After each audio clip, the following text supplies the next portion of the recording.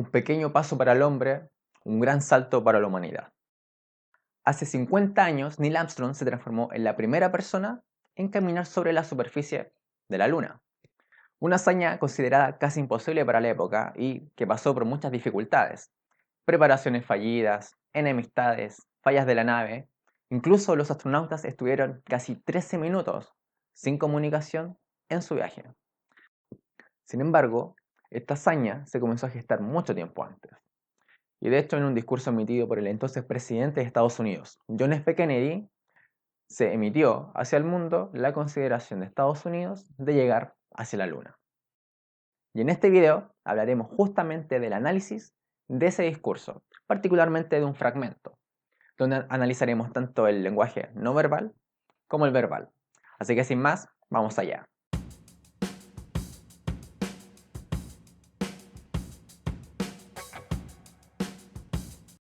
Hola, soy Pablo Regada y me encanta que estés aquí. En este video analizaremos justamente el discurso que el presidente John F. Kennedy emitió un 12 de septiembre de 1962 en la Universidad de Rice, ubicada en el estado de Texas, en Estados Unidos. En ese discurso, Kennedy emitió que su país estaba considerando ser los primeros en llegar a la Luna, e incluso que lo iban a hacer antes de que terminara la década, es decir, antes de 1970. Una hazaña que para la época podría haber sido considerada imposible, pero que fue tan bien explicada y argumentada por Kennedy que no había ningún argumento en contra que pudiera valer. El discurso es bastante largo, así que en este video solo analizaremos un fragmento, que es justamente donde empieza a hablar sobre ir a la Luna. There is no strife, no prejudice, no national conflict in outer space as yet. Its hazards are hostile to us all. Its conquest deserves the best of all mankind. And its opportunity for peaceful cooperation may never come again. Hasta aquí lo que podemos observar son dos cosas del lenguaje no verbal. Por un lado, fíjate en la forma en que pronuncia su discurso. Te digo, varias presentaciones que he visto, cuando se usa un podio, los oradores tienden a esconderse detrás del podio, como si estuvieran protegiéndose de algo muy peligroso. Así evitan que los miren, evitan moverse y se limitan a leer el discurso o a decir lo que memorizaron. Y no es el caso de Kennedy. Él está efectivamente leyendo el discurso, pero pasa más tiempo levantando la vista, con la vista levantada, mirando y proyectando el discurso con su voz hacia el público que leyéndolo. Una vez que lee una frase del discurso, lo que hace es levantar la vista y emitir esa frase hacia el público. Y lo hace en distintas direcciones, hacia un lado, hacia otro y hacia otro, moviendo su mirada hacia distintas partes de la audiencia. De esta forma logra generar mayor conexión con las personas que lo están escuchando. De esta forma se muestra al público y eso hace que la audiencia le ponga atención y que efectivamente quieran escucharlo. Para eso están ahí. Y sumado a lo anterior, como no se esconde, es posible ver el movimiento de sus manos. Las manos son fundamentales para potenciar las palabras, para potenciar lo que estamos diciendo. Acompañar nuestras palabras de gestos hacen que resuenen mejor en la cabeza de las personas. Por ejemplo, fíjate cuando Kennedy emite la siguiente frase. La oportunidad de cooperar pacíficamente quizás nunca vuelva a presentarse. ¿Te das cuenta que mueve de esta forma la mano? Como recalcando el punto. Y justamente eso es lo que quiere lograr, recalcar que ese punto es importante, que esa frase tiene que resonar en la cabeza de las personas, porque invita a la reflexión, invita a que se piense de mejor manera en eso, justamente cooperar pacíficamente para conquistar el espacio, en este caso para llegar a la Luna. Puedes fijarte en estas dos cosas a lo largo de todo su discurso. Primero, nunca se esconde y segundo, mueve las manos para potenciar las palabras. Y ahora viene la parte interesante. But why, some say, the moon? Why choose this as our goal? And they may well ask, why climb the highest mountain? Why, 35 years ago, fly the Atlantic? Why does Rice play Texas? We choose to go to the moon. We choose to go to the moon. Aquí también hay que fijarse en dos cosas. pero ahora del lenguaje verbal, de sus palabras, de lo que está diciendo. Kennedy utiliza las comparaciones. Compara el hecho de cosas que se hicieron en el pasado, que probablemente eran consideradas igual de imposibles en su época, con el hecho de ir a la luna, que es una cosa igual de imposible. De esa forma explica de forma más clara que la imposibilidad de antes puede ser llevada ahora y que podemos cumplir con la meta de llegar a la luna, de conquistar el espacio y probablemente de ser los primeros y hacerlo en menos de 8 años. Además, con ello intenta establecer una especie de vínculo emocional. Básicamente quiere decir que si hicimos eso en el pasado, podemos hacer esto ahora. Y para el otro punto, quizás mejor poner el momento exacto donde ocurre. Why does Rice play Texas? We choose to go to the moon. We choose to go to the moon. Te explico el contexto. Por años, el equipo de fútbol americano de la universidad donde Kennedy está emitiendo su discurso, los Rice Owls, han tenido una gran rivalidad con otro equipo, los Texas Longhorns.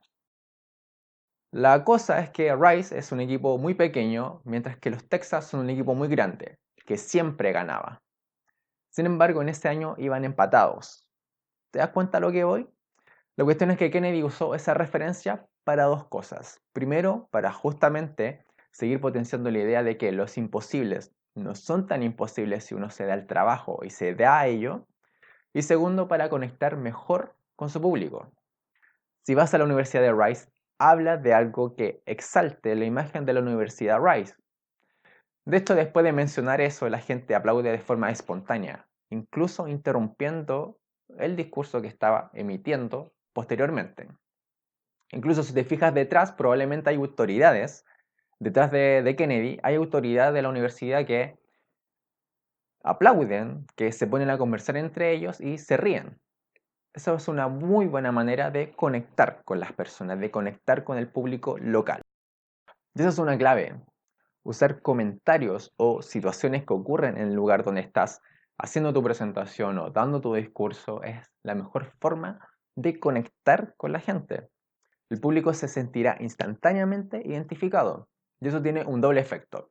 Primero, conecta mejor con la gente y, por ejemplo, si había alguien aburrido que estuviera medio somnoliento o incluso durmiendo, va a despertar inmediatamente al escuchar la referencia y se va a poner a aplaudir porque lo nombraste.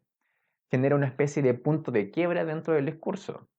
Y es lo que los cantantes y las bandas de música usan. Si tengo un hijo le pondré Chile, son el mejor público del mundo, nunca había estado en un lugar así, y cosas por el estilo. Aunque los cantantes lo digan mucho, probablemente no es tan cierto, lamentablemente para nosotros los fanáticos. We choose to go to the moon in this decade and do the other things, not because they are easy, but because they are hard. Because that goal will serve to organize and measure the best of our energies and skills. Because that challenge is one that we're willing to accept, one we are unwilling to postpone, and one we intend to win, and the others too.